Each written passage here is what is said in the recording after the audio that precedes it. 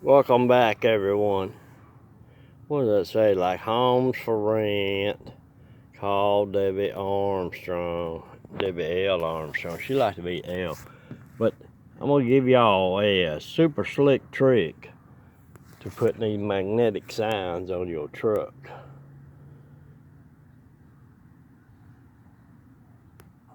You see that's got a ton of wax on it?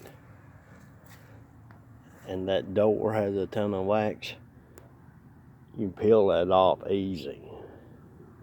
You don't know how many people I've seen that own businesses. They can't get their signs off their doors.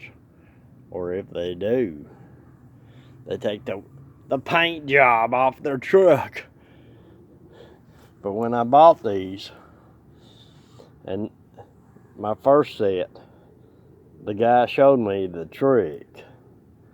Is put a heavy coat of wax on these and put a heavy coat of wax on that.